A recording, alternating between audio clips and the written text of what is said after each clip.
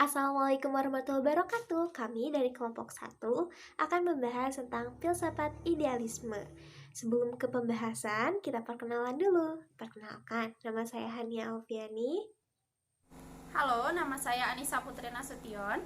Saya Disna Amelia dari kelompok 1. Saya Mela Restu dari kelompok pertama. Halo, perkenalkan nama saya Siti Ainur Sania.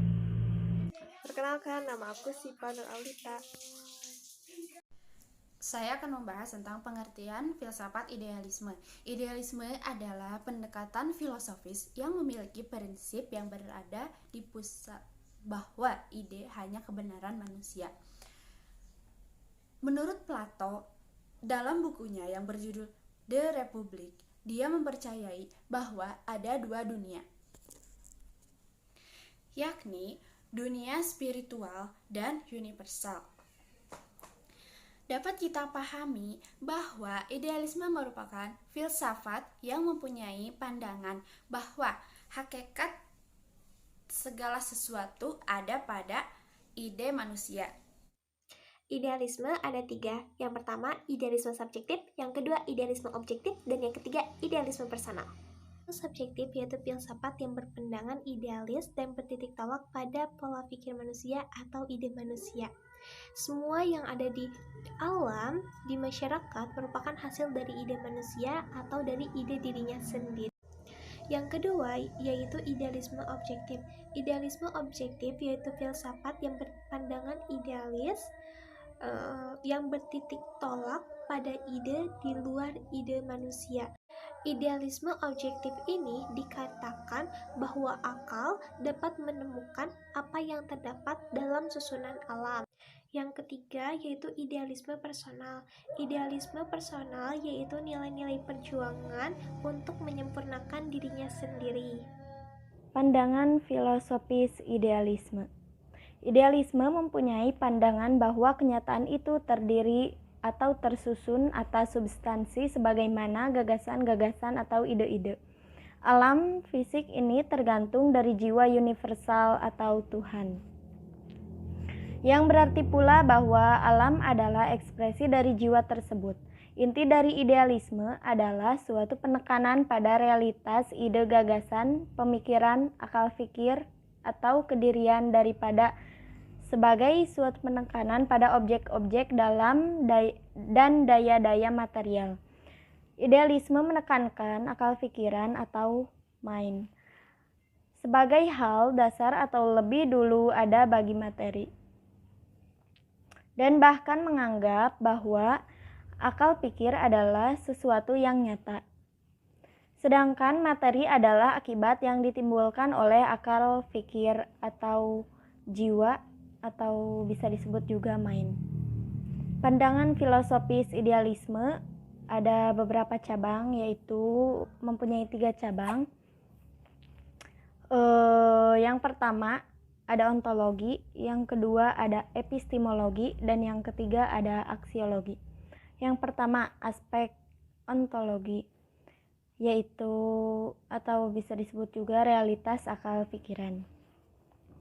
George Knight mengemukakan bahwa realitas bagi idealisme adalah dunia penampakan yang ditangkap dengan panca indera dan dunia realitas yang ditangkap melalui kecerdasan akal pikir atau mind. Maksudnya, ontologi dari filsafat pendidikan idealisme menyatakan kenyataan dan kebenaran itu hakikatnya adalah ide-ide atau hal-hal yang berkualitas spiritual. Dunia akal pikir terfokus pada ide gagasan yang lebih dulu ada dan lebih penting daripada dunia empiris indrawi. Lebih lanjut, ia mengemukakan bahwa ide gagasan yang lebih dulu ada dibandingkan objek-objek material dapat diilustrasikan dengan konstruksi sebuah kursi. Para penganut idealisme berpandangan bahwa seseorang telah mempunyai ide tentang kursi dalam akal pikirannya sebelum ia dapat membuat kursi untuk diduduki. Metafisika idealisme nampaknya dapat dirumuskan sebagai sebuah dunia akal pikir kejiwaan. Pandangan idealisme tidak memisahkan antara sesuatu yang bersifat abstrak yang ada dalam tataran ide dengan dunia materi. Namun, menurutnya, yang ditekankan adalah bahwa yang utama adalah dunia ide. Karena dunia materi tidak akan pernah ada tanpa terlebih dahulu ada dalam tataran ide. Dari Siti Ayu Nursania, saya akan menjelaskan tentang ini dan ini. Yang pertama saya akan menjelaskan ini. Aspek epistemologi atau juga disebut kebenaran sebagai ide gagasan. Dari aspek epistemologi dan idealisme adalah pengetahuan yang bersifat ideal dan spiritual yang dapat menjadikan kehidupan menjadi lebih mulia. Dalam pandangan aspek epistemologi, realitas tidaklah melalui sebuah pengalaman melihat, mendengar, meraba, tetapi sebagai tindakan penguasai ide sesuatu dan memeliharanya dalam pikiran. Selanjutnya saya akan menjelaskan tentang ini. Aspek aksiologi atau nilai dari dunia ide. Aspek aksiologi idealisme berakar kuat pada cara metafisisnya. Metafisis dalam aksiologi yaitu cabang filsafat yang berkaitan dengan proses analisis atas hakikat realitas yang menyertainya. Kajian tersebut biasanya berporos pada pertanyaan mendasar mengenai keberadaan dan sifatnya. Dan saya akan membahas tentang implikasi filsafat idealisme dalam pendidikan. Untuk mengetahui implikasi pendidikan dapat kita lihat dari hubungan antara filsafat dan pendidikan. Imam Bernardib juga mengemukakan bahwa hakikatnya hubungan antara filsafat dan pendidikan merupakan hubungan keharmonisan, bukan hanya insidental semata. Imam Bernardib juga mengemukakan bahwa untuk memahami filsafat pendidikan perlu dilihat pendekatan mengenai apa dan bagaimana filsafat pendidikan. Menurut Imam Bernardib juga, pendidikan itu dapat dilihat melalui beberapa sudut pandang. Salah satu sudut pandangnya yaitu filsafat pendidikan dapat tersusun karena adanya hubungan linier antara filsafat dan pendidikan. Dalam konteks ini, idealisme yang menjadi kajian artikel ini menjadi relevan ketika dihubungkan dengan masalah pendidikan. Filsafat pendidikan idealisme dapat dilihat dari 3 cabang filsafat, yaitu ontologi, epistemologi, dan aksiologi. Ontologi sebagai cabang yang merubah atas teori umum mengenai semua hal, epistemologi membahas tentang pengetahuan, dan aksiologi membahas tentang nilai. Ontologi dari filsafat pendidikan idealisme menyatakan bahwa kenyataan dan kebenaran itu hakikatnya adalah ide-ide atau hal-hal yang berkualitas spiritual. Aspek epistemologi dari idealisme adalah pengetahuan yang bersifat ideal dan spiritual, yang dapat menjadikan kehidupan yang lebih mulia. Yang selanjutnya ada aksiologi pada idealisme, yaitu menempatkan nilai pada dataran yang bersifat tetap. Untuk melihat implikasi idealisme, maka berikut ini akan ditelaah beberapa aspek pendidikan dalam tujuan filsafat idealisme, yaitu ada 5. Yang pertama, peserta didik atau anak didik. Yang kedua, pengajar atau pendidik. Yang ketiga, kurikulum. Yang keempat, metode pengajaran. Yang kelima, tujuan pendidikan. Yang pertama, yaitu peserta didik atau anak didik. Bagi idealisme, peserta didik dipandang sebagai suatu diri mikrokosmis jagat kecil yang berada dalam proses becoming, menjadi lebih mirip dengan diri absolut. Dengan kata lain, bahwa diri individual dalam